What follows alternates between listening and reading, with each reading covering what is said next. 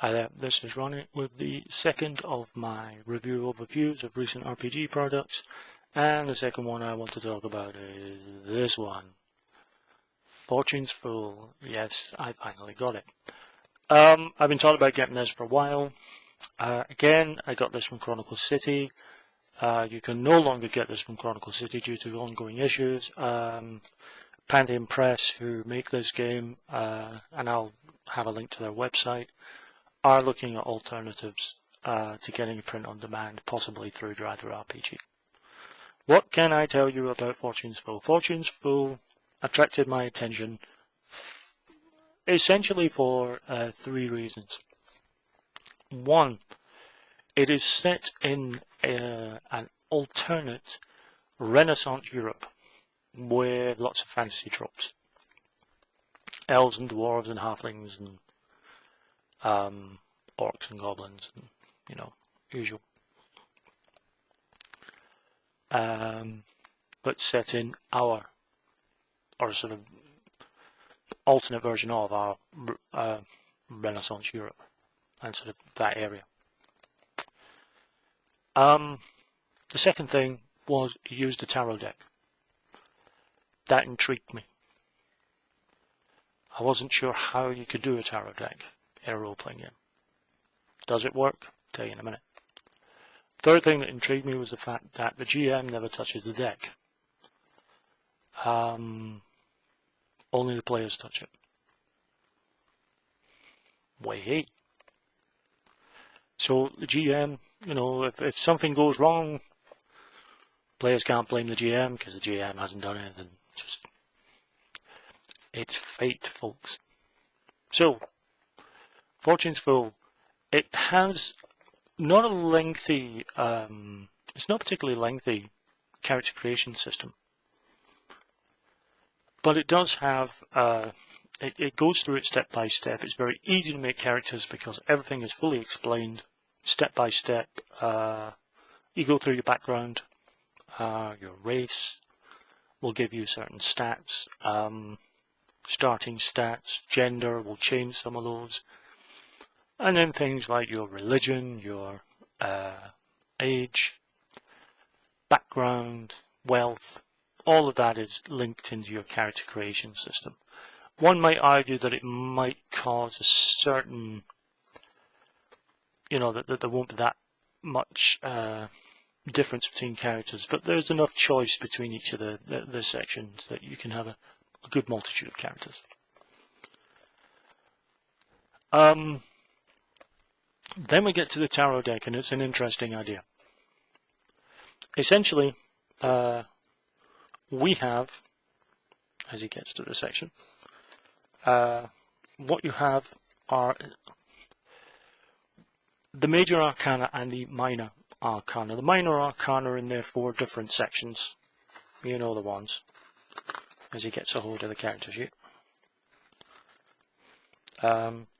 The minor arcana, the usual 4 suits are cups, swords, pentacles, and wands, depending on which race you pick. Some of those will be referred to as fortune smiles, and some of them will be referred to as fortune frowns. They are, if you make a test, you will have you will draw the top card. If it is a fortune, if the number is is equal to or less than your target number, you succeed. You will succeed very well if it is a fortune smiles. You'll succeed kind of badly. You'll succeed, but there'll be something off about it if it's a fortune frowns. If you fail, if it's a fortune shines, if it's a fortune smiles, it's bad, but it could have been worse. And if it's fortune frowns, then you've really failed. Nice system, works. I like that. Then you get the major arcana. Most of them are in play. There are 4 that you don't have any say over. Some of them will be designated just due to choices you make in character creation. Some of them will be designated as Fortune Shines, and some of them will be designated as Fortune Weeps. Fortune Shines is very good, and Fortune Weeps is very bad. Quite a simple system when you get down to it. Combat is fairly simply explained. Combat is an interesting one in terms of the deck. When your character is attacking, you will draw a card, and depending on what you've drawn and everything else, will decide whether you hit and what kind of damage you've done. When the NPC is attacking you, you will dodge. You will draw a card, you will add it to you'll see whether you dodge or not, or whether or not you're successful in dodging, and to what degree. That's great. I love that. The GM doesn't have to worry about a static number. In fact, the only thing the GM has to worry about is hit points, really. It's great. I like it. Certain major arcana are not in play. Wheel of Fortune, Death, the Tower, and the Fool. And they have very specific and special powers if they get drawn. None of them particularly helpful, but they're all quite interesting.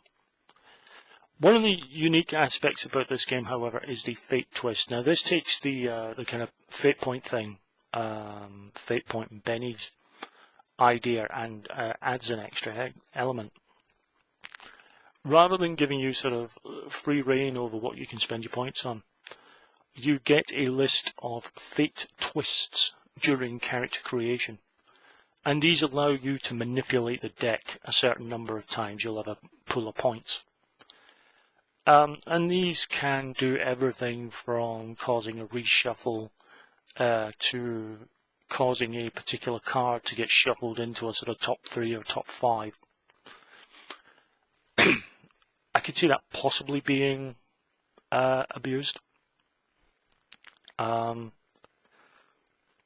you're sort of looking at maybe 2, 3, 4 points. And if you've got like 5 players, they've got like 20 chances in a game to manipulate the deck, which could slow things down.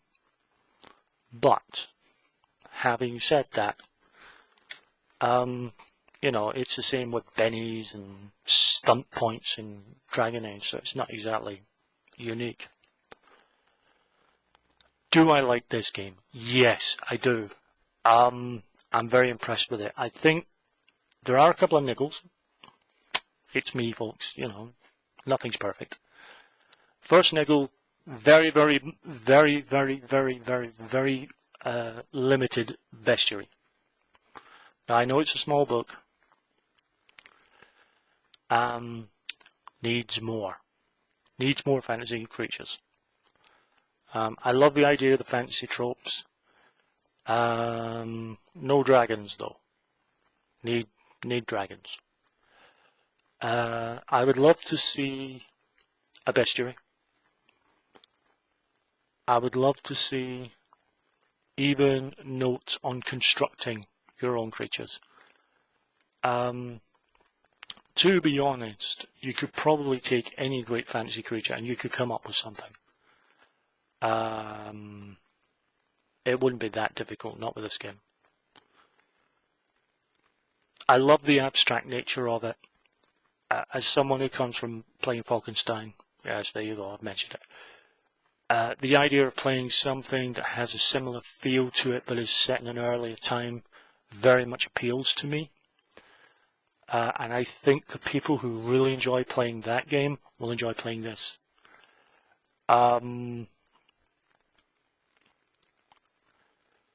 Yeah, that and the fact that Fate Twists might, you know, you might get a little bit of power gaming going on, a little bit of metagaming with it, but, you know, you can work through that. I really like this game. There's enough background here to really work with. Again, probably, could have more, but it's not exactly a big book, folks. Guys,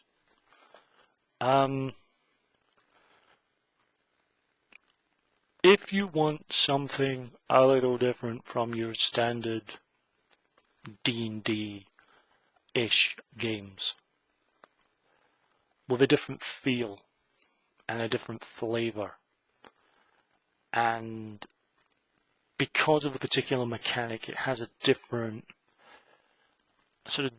style to it, I would say give this a go. It's very much worth looking at, even if you just get the PDF and have a nosy. I think it's worth your time. I really like this. I was making characters for this today. Because of the way that the character sheets are done, and because of the way character generation is done, I had 2 characters done. It took me about a half hour each. Which isn't particularly long, to be honest.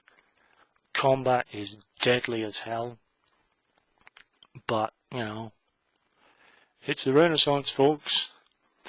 It's not kiddie country. This is a very good game. I am looking forward to Pantheon Press getting their Fool's Companion out, because I will buy that, because I'm very impressed with this. I think the tarot deck works very well. It's an interesting change, it's an interesting way of working a system, and I think it's worth people's time.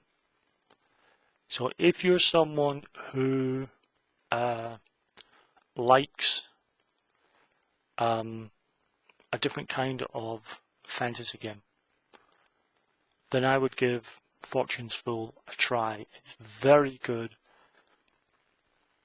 It may not be immediately intuitive, but I think it's fairly straightforward. Kind of echoes what I said about Dungeon Slayers. I don't think it's a great beginner's game. I wouldn't put this down in front of beginners. But if you are sort of seasoned, kind of veteran when it comes to role playing, I think you'd enjoy this.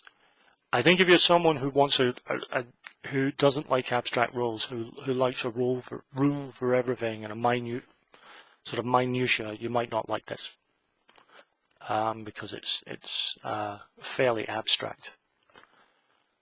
I don't have a problem with that. Abstract works for me. If you're someone who plays Castle Falkenstein, get this, because it has that same feel to it that Falkenstein does, and I like that. I love the fact that the GM can do sweet FA other than deal with a story. Good game. Very happy to have it. Looking forward to using it. And that's all I've got to say, really. Thanks for watching.